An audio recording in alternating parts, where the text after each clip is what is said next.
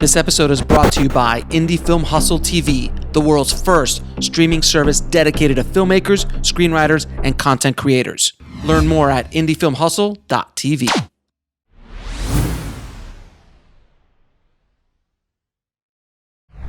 From what I saw it, it's like Another Day at the Office. It's called Another Day at the Office or something. Like it's yeah. Another Day at the Office. And I'm watching it, and first of all, that conversation with the development execs or the whatever that. I'm just sitting there going, stakes. You got to lean into it. Yeah. All that stuff was great. But when you went in with the therapist and started talking to the therapist, I truly felt that you were working stuff out. Like that, at least from my point of view, I felt like you were. It was so interesting at this point in my life. Like, seriously, that film is like the most personal thing imaginable. Katie, I'll give you the assignment. Like in the spring of the year before, the Pompidou had gotten in touch with me and said, next Thanksgiving, I looked at the calendar. They said, we want to do a retrospective, a complete retrospective of all your films and everything, but we want to fly you over. I said, would you bring my family over? And I asked, I have twin daughters too, Alex. I said, do you guys want to go to Paris next Thanksgiving? They're like, yeah. You said that in the short. I know. That's what I'm getting at. It's like, I made a choice in February, or no, it was even earlier. It's like, it's so far in the future. It'll be a little family vacation to Paris. Okay, I'll do it. Sure. That's kind of how you make your decisions at a certain point in life. And, but with that, they said, when a director does this, you have to make a short about where you are. It's where you are right now. And I saw some others, and they all did like little documentaries. So I put it off. It's like that term paper. I put it off. And then at the last minute, over that summer, I said, I started thinking about it. And I didn't do it. I actually wrote it. I wrote a script about where I really was at that moment, which was kind of in development hell on one project.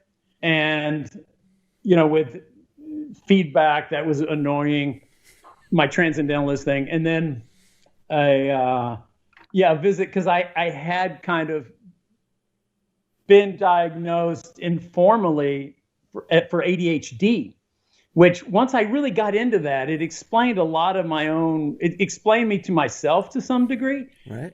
I think filmmaking really is, like being a director is kind of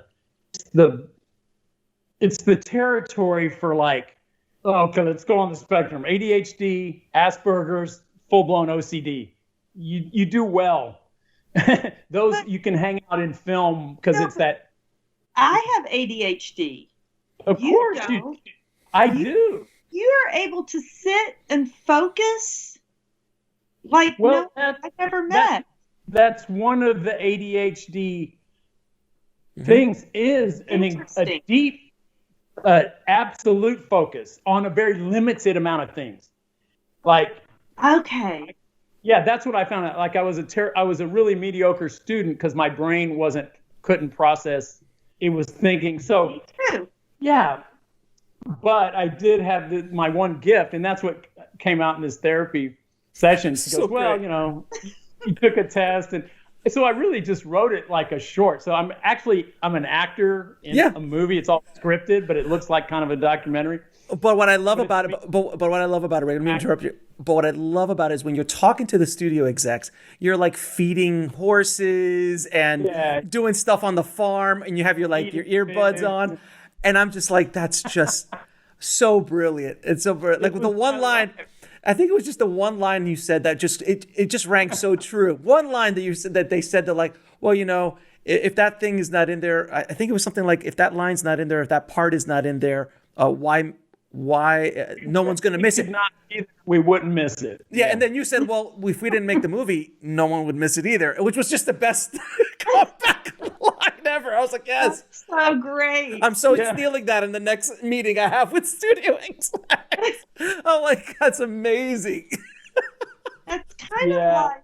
I've been sitting on that line for a while. Where did you see that? Did you go on the Pompidou website? No, it's on YouTube. It's on YouTube. Okay, Katie, you can watch it. I'll send you a link. I'm so excited. Oh my gosh, so much fun. 20 minutes short. I felt great because, before I made a couple features, I made about 20 shorts. Yeah. For when my first short got over, I made a 15-minute. No, it was like a 17-minute epic. I was like, oh my God, it took me 6 months. it was like, oh, yeah. So it's a little intimidating because you're like, your head's in the clouds with the greatest films ever made, but you do. Yeah. Filmmaking absolutely necessitates you pull your head out of the clouds and out of your own ass and focus on the reality in front of you. Like, okay, here's who I am. Here's what I got. How do I work from here? That's all you can do. And people who can't do it are the ones whose brains are just too far ahead of themselves and not accepting. And also accepting it's a real craft. It takes a long time to kind of you can have these flashes of, it just takes a long time for your skills to catch up with your ideas, put it like that. Oh, I could not have put it more perfectly. Yeah. Because when I walked into film school, I went to a film school in Orlando, and I walked onto a set and I had like shots and things laid out because I'd been studying Scorsese and Kubrick, and I had all these like no cut takes and everything. I had no idea how to do any of this. None. You just know. I didn't even understand it, but my ideas were even to this day, I have ideas that cost lots and lots of money. I have a little bit better understanding of how to do it, but you really, when you're young, your ideas are so far ahead of your skill set. It's pretty fascinating. Yeah, bring it back to reality. That's always the challenge. But I admire the guys who, can create this unreality and get it. The Kubricks are the fantastic. But he never made Napoleon. No, he sure but didn't. He didn't make Napoleon. He didn't make what is it? The Papers. Yeah, so many people. It's a frustrating thing. Remember, Antonioni wrote that book in the last, I guess, 15 years of his long life. It was called Bowling Alley on the Tiber, and it was all the films he's never going to make, just like a page or these ideas. And I have a book of those myself, but it's important to probably not make every film that crosses your mind. But it's great if the film that crossed your mind is still in your mind 10 years later, 20 years later. Maybe you should pursue that. Well, that is a good point. I mean, I do give certain ideas a test of time, and if it's still kind of gnawing, then you got to kind of start putting it down in paper and bringing it down. But that's because there's different kind of filmmakers, though. Yeah. Someone like we mentioned Kubrick numerous times. He didn't do that. He was looking for a great narrative out in the world because he himself. It's a different skill set to create a great character out of scratch, to create a great story. He talked about a great cinematic story is like a pop song. It's a really rare thing, and you only hard to like a pop hit. It's really hard. So he was looking for that narrative that he probably on his own, blank slate, not his skill set. That's not his brain works. Yeah. He's a stories. That doesn't mean you're not a great, so there's a kind of filmmaker who's working super close to home in a personal way, characters coming out of their own lives. A lot of people don't do that. They're really thinking the form. Kubrick wanted to make a science fiction movie that didn't suck, about space travel. That's where he started. He started with genre and the form, and he just knew he had something in him. So, and that's really valid. So many great filmmakers work that direction.